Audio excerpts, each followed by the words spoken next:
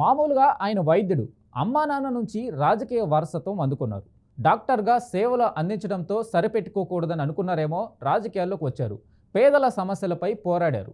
గత ఎన్నికల్లో గెలిచి నిలిచారు. ప్రజా సమస్యలపై అసెంబ్లీలోనూ సిర్పూర్ ఎమ్మెల్యే పాల్వాయి హరీష్ బాబు గళమెత్తారు.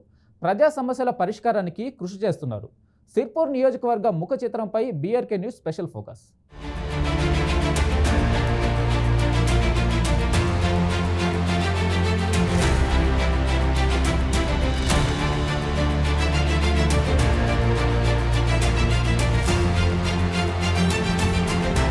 ఉమ్మడి ఆదిలాబాద్ జిల్లా సిర్పూర్లో పాల్వాయి హరీష్ బాబు కుటుంబం 35 ఏళ్లుగా రాజకీయాల్లో ఉన్నారు. తల్లిదండ్రులు పాల్వాయి పురుషోత్తమరావు, పాల్వాయి రాజ్యలక్ష్మి వారసత్వంగా హరీష్ బాబు రాజకీయాల్లోకి వచ్చారు. పాల్వాయి పురుషోత్తమరావు సిర్పూర్ నియోజకవర్గం నుండి 1989, 1994లో 2 సార్లు స్వతంత్ర అభ్యర్థిగా పోటీ చేసి ఎమ్మెల్యేగా గెలిచారు. 1999లో 3వసారి పోటీ చేశారు. కానీ ఎలక్షన్స్ కు 3 రోజుల ముందు నక్సలైట్లు పాల్వాయి పురుషోత్తమరావును కాల్చి హత్య చేశారు.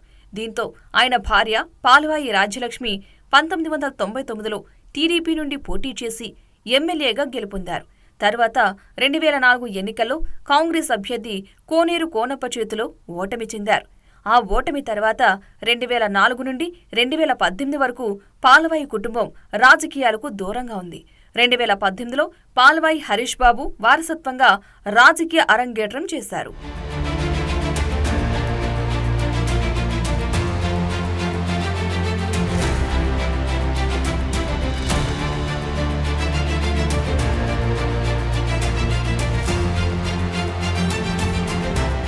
హరీష్ బాబు రాజకీయాలకు వచ్చే ముందు నియోజకవర్గంలోని ప్రజల సమస్యల గురించి తెలుసుకోవాలని 2018లో మే నెలలో నియోజకవర్గంలో బెజ్జూరు మండలం రెబ్బన పంచాయతీ పరిధిలోని లుంబిని నగర్ నుండి పాదయాత్ర చేశారు.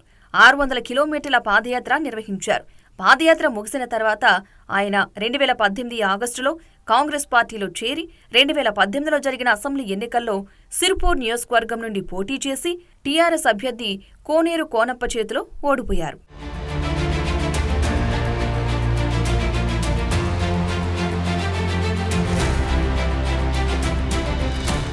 ఓడిపోయిన తర్వాత డాక్టర్ పాల్వాయి హరీష్ బాబు ఫిబ్రవరి 2021లో కాంగ్రెస్ పార్టీకి రాజీనామా చేసి బీజేపీలో చేరారు.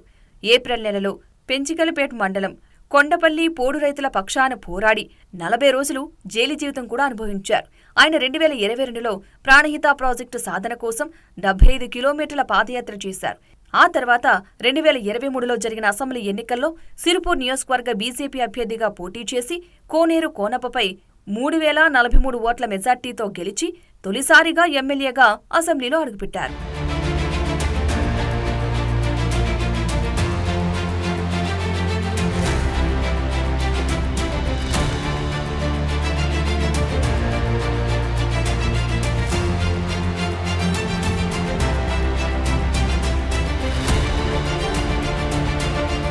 రెండు 2023లో జరిగిన ఎన్నికల్లో బీఎస్పీ, బీజేపీ, బీఆర్ఎస్ 3 పార్టీలు గెలుపు కోసం ప్రయత్నించాయి.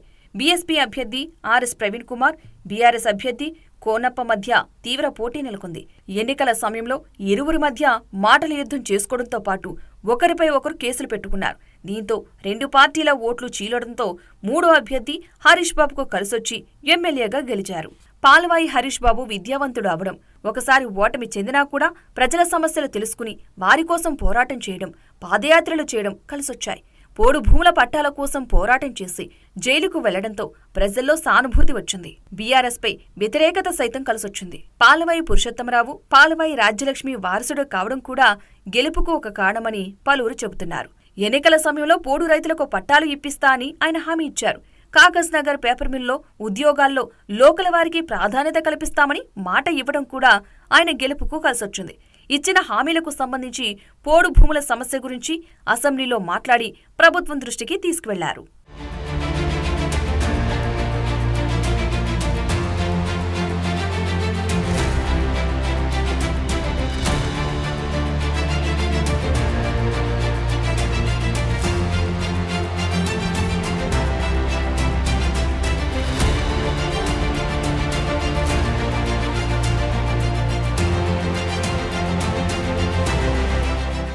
అధికార అధికారంలో లేకపోయినా ప్రజల సమస్యలపై గత ప్రభుత్వంతో కొట్లాడిన వ్యక్తి పాల్వాయి హరీష్ బాబు. భూ సమస్యలపై, ప్రజా సమస్యలపై పోరాడారు.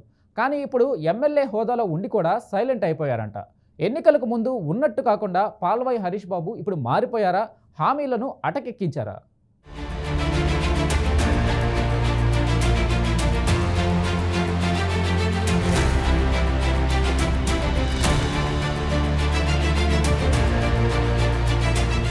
ఎన్నికల కంటే ప్రజల సమస్యలపై నిత్యం పోరాడిన పాల్వాయి హరీష్ బాబు ఇప్పుడు ఎమ్మెల్యేగా గెలిచిన తర్వాత మారిపోయారని నియోజకవర్గ ప్రజలు ఆరోపిస్తున్నారు.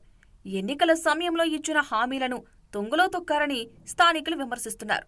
ఎమ్మెల్యేగా గెలిచి ఏడాది గడిచినా తమకు పట్టాలు ఇప్పించలేదని పోడు భూమిని సాగు చేస్తున్న రైతులు అసహనం వ్యక్తం చేస్తున్నారు.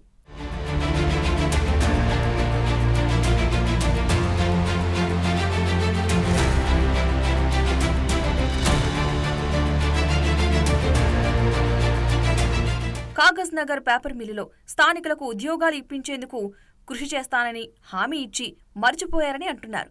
బీఆర్ఎస్ అధికారంలో ఉన్నప్పుడు హరీష్ బాబు ప్రజల సమస్యలపై ఏ విధంగా పోరాటం చేశారో ఇప్పుడు కూడా అదే విధంగా తమ సమస్యలపై నియోజకవర్గ అభివృద్ధి కోసం పోరాడాలి అని ప్రజలు కోరుతున్నారు.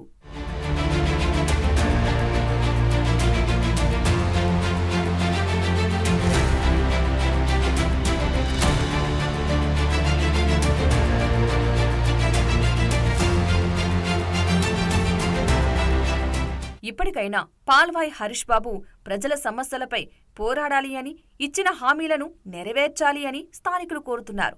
లేదంటే కోనేరు కోనప్పను ఎన్నికల్లో ఓడించినట్లే భవిష్యత్తులో హరీష్ బాబును కూడా ఓడిస్తామని ప్రజలు చెబుతున్నారు.